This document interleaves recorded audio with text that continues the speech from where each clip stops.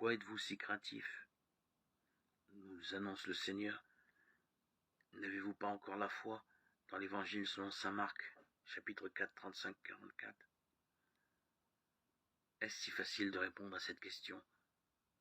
Il est clair que pendant cet épisode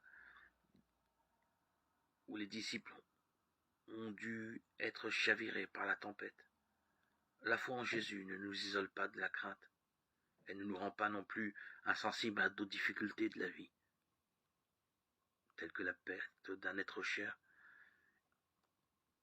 Pourtant, Jésus nous invite à une confiance sereine, qui nous permet de dépasser nos peurs.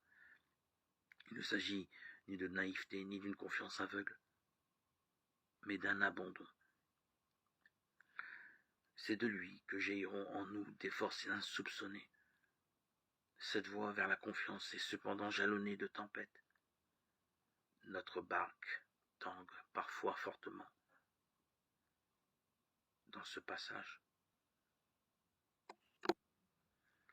deux craintes initiales des disciples se trouvent muées en une autre grande crainte. Non plus une peur, mais plutôt l'émerveillement de se trouver devant un salut qui dépasse complètement leur attente. Se laisser sauver par Jésus ne signifie pas être protégé de tout ce qui nous dérange. C'est s'ouvrir à une dimension insoupçonnée qui met les craintes d'auparavant dans une perspective toute nouvelle. Affermis ma foi, Seigneur.